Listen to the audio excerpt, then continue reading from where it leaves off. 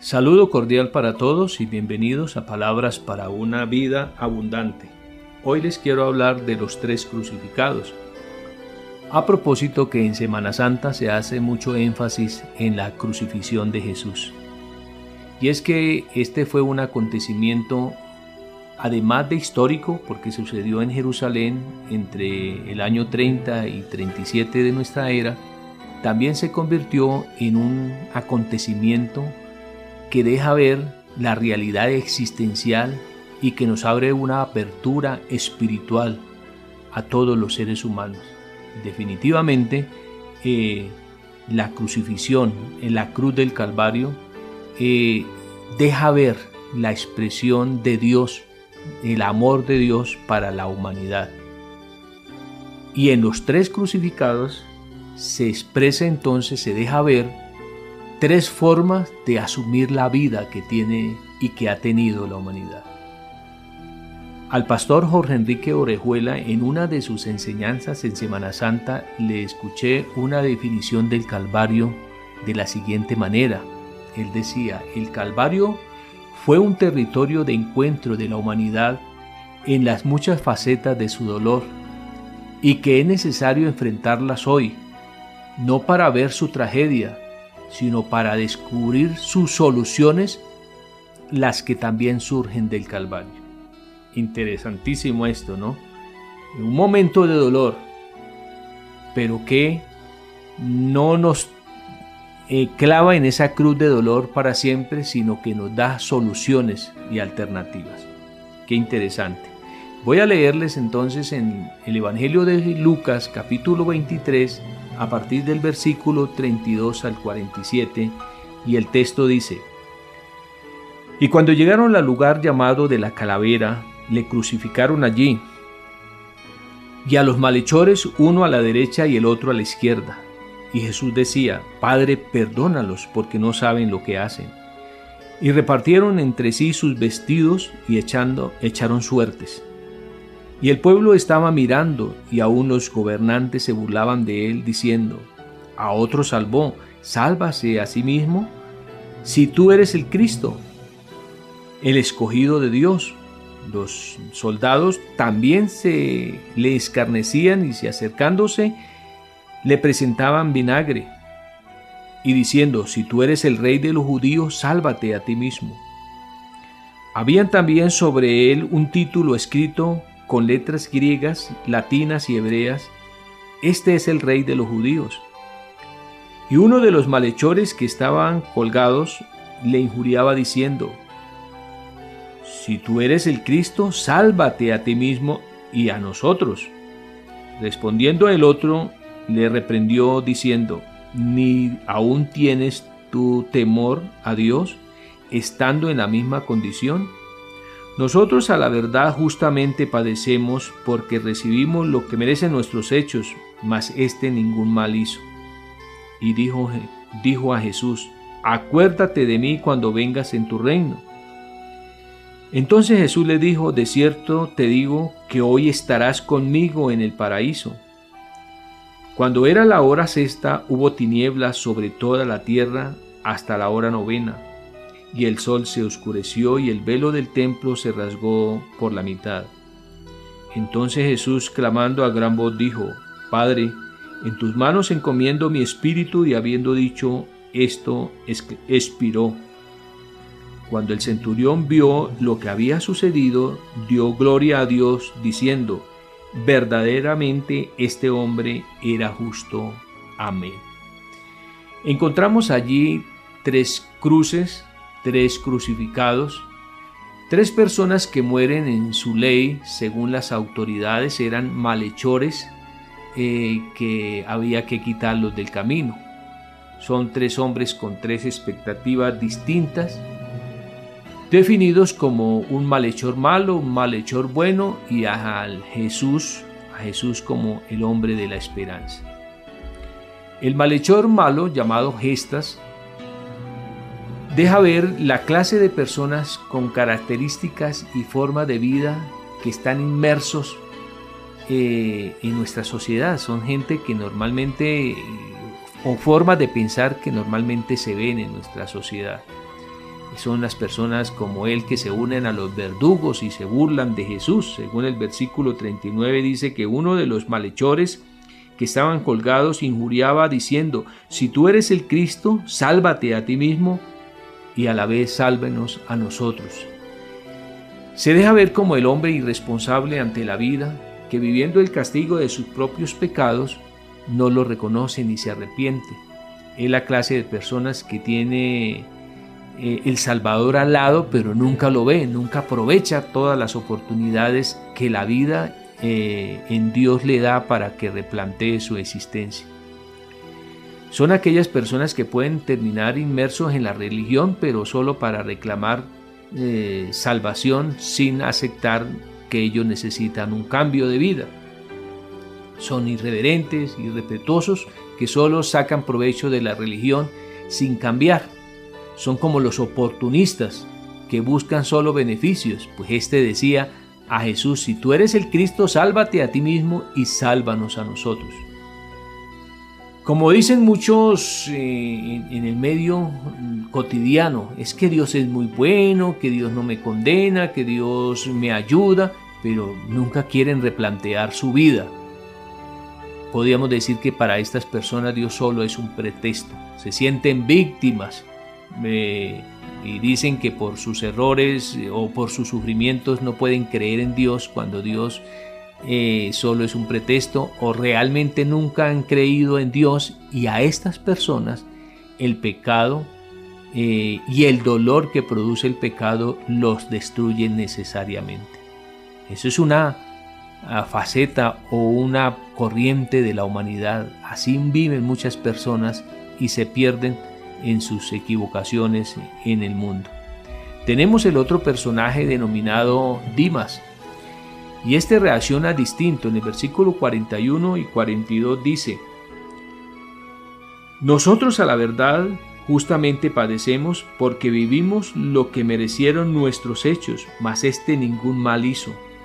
Y dijo a Jesús: acuérdate de mí cuando vengas en tu reino. Es como otra parte de la humanidad, equivocada, pero que acepta su culpa, enfrenta el dolor con responsabilidad y busca ayuda arrepintiéndose. Son las personas que en el dolor los lleva a tener cierto grado de reverencia y a buscar el camino, a reconstruir su fe, reconociendo que están perdidos. Son los que buscan no tanto liberarse del dolor del momento, sino de su pasado destructivo que los agobia, que les causa dolor y les oscurece el futuro. Son los que descubren en Jesús al Salvador y se aferran a Él como la única esperanza de salvación.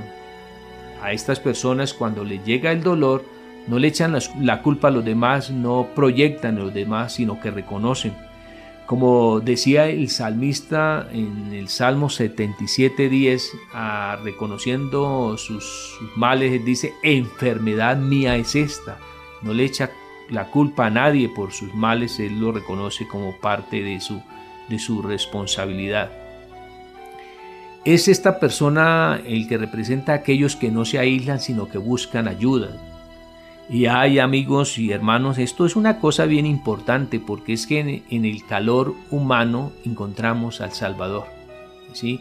Si nosotros nos acercamos, buscamos ayuda al que nos da refugio, y esa es la iglesia. La iglesia es el espacio donde Dios nos muestra que estamos equivocados, pero a la vez nos ilumina y nos orienta el camino de la salvación. ¿Sí? En la iglesia los pecados no nos destruyen, los pecados nos llevan al arrepentimiento y a cambiar de vida. Y ese cambio de vida nos permite en la iglesia vivir eso que Jesús ofreció, el paraíso, ¿no?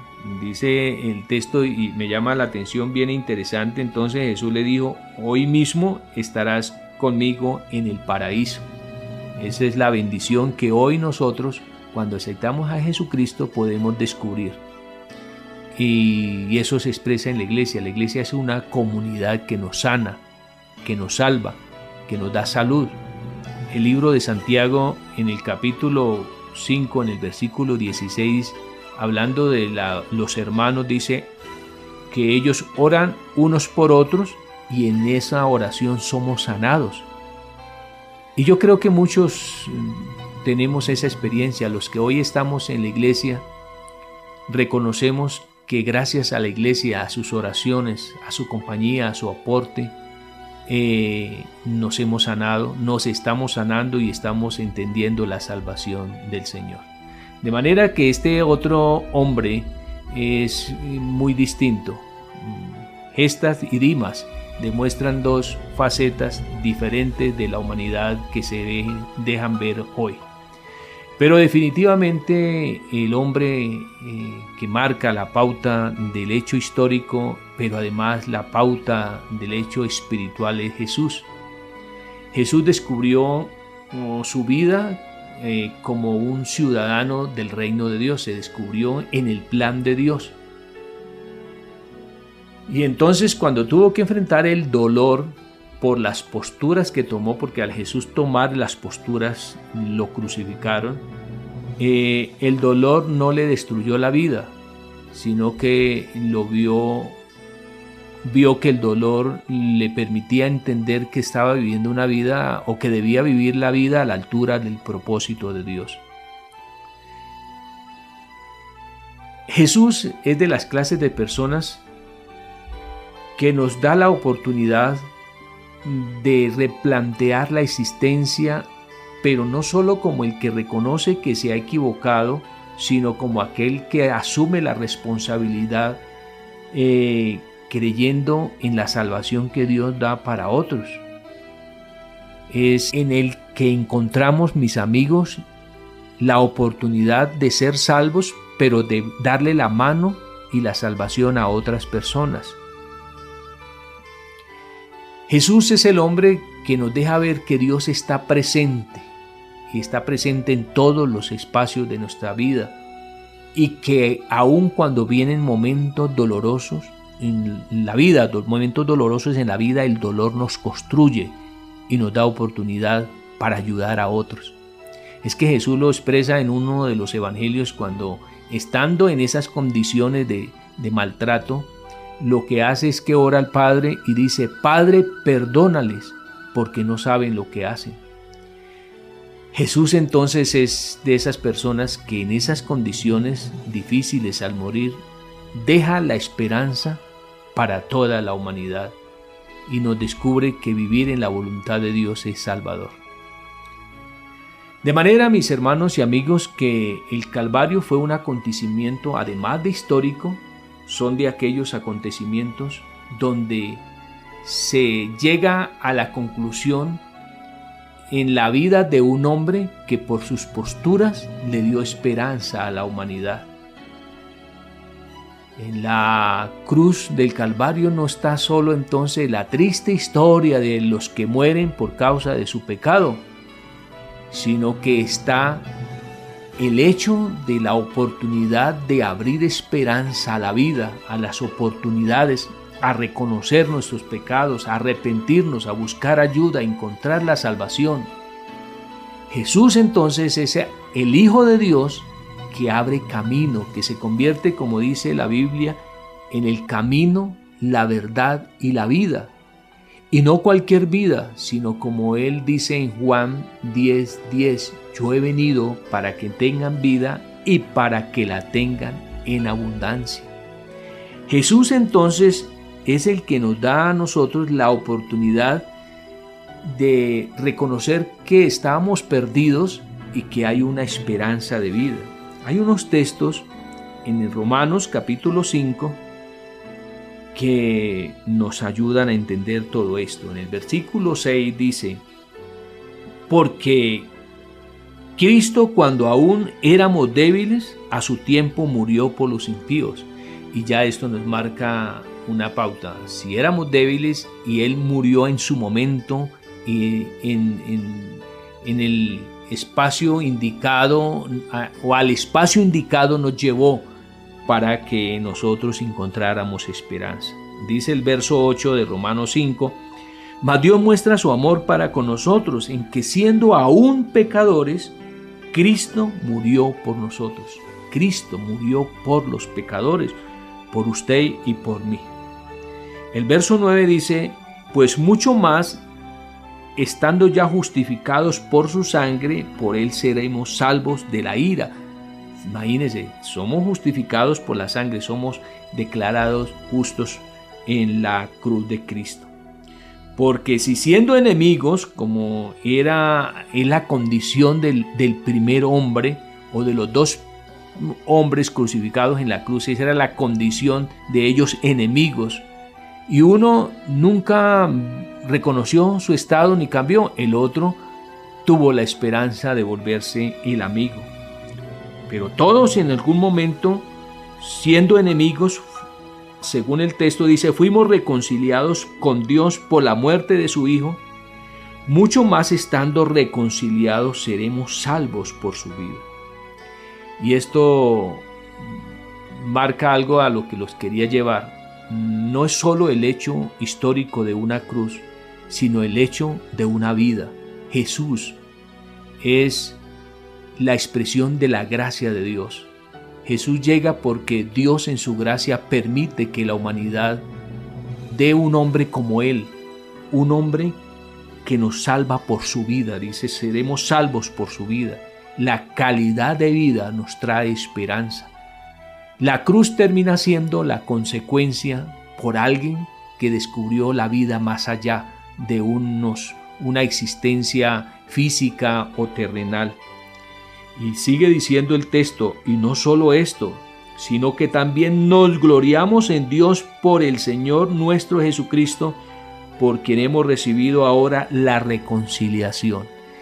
Es el momento de gloriarnos en Cristo, y gloriarnos en Él no solo por el hecho de estar dispuesto a pagar el precio por nosotros, sino por orientarnos la vida, por darnos la vida abundante, por ser el camino, por ser la esperanza, por ser la alternativa que tenemos hoy todos los seres humanos. De manera, mis hermanos y amigos, que les invito a ver en estos tres crucificados tres maneras de entender la vida, y pregúntese, ¿cuál es la mía? ¿En cuál estoy? Y les invito a que reconozcamos nuestros pecados y que veamos a Jesús como el Salvador y nos unamos a Él en el paraíso para terminar convirtiéndonos en responsables, en las personas que le ayudemos, que le demos la mano a otros que necesitan la salvación en nuestro medio. En este mundo, Dios en Cristo sigue salvando. Y podríamos decir que Dios, por la obra de Cristo, sigue salvando a través de nosotros, que hoy hemos encontrado la vida abundante en Cristo. De manera que debemos arrepentirnos y debemos darle la gloria a Dios por Cristo. Por eso quiero invitarle a que le pida perdón a Dios, porque tal vez todavía está como Gestas y que quiere dar el paso para estar como Dimas y que quiere crecer para asimilar la vida de Jesús. Pero necesitamos dar un paso ya, y es el paso de descubrir que solo Jesús es nuestro Salvador, que nos hemos equivocado pero que no estamos perdidos. Por eso le invito a que oremos y le pidamos perdón al Señor y asumamos la responsabilidad de nuestra existencia. Oremos. Padre nuestro, te doy gracias, y gracias por Cristo Jesús. Gracias, Señor, porque Cristo Jesús nos deja ver las clases de personas y en alguna forma nos hemos visto a veces lejos de ti, Señor, sin esperanza y sin salvación, pero también nos damos cuenta que eso nos ha pasado por nuestros pecados, de los cuales hoy te pedimos perdón, o te damos gracias por el perdón que nos ha dado en Cristo. Asumimos la responsabilidad y queremos recibir el regalo del paraíso y vivir la vida abundante en Cristo. Queremos, Señor, que hoy nos use como instrumento de salvación para otras personas y que las personas que nos escuchen vean en nosotros, en la iglesia, un medio terapéutico, un medio salvador, una alternativa de vida. Gracias, oh Dios, por todos los que me escuchan y gracias por ese perdón que transmite para nosotros hoy. Te damos la gloria y las gracias por Cristo Jesús. Amén. Amén. Amigos y hermanos, a propósito de Semana Santa, los invito para que mañana jueves y el viernes nos acompañen en unas reuniones especiales a las 5 de la tarde, que se van a transmitir por YouTube. Y en esas enseñanzas usted recibirá mucha claridad sobre la obra de Cristo, sobre la salvación que Cristo nos dio muriendo en la cruz por nosotros. Dios me los bendiga a todos.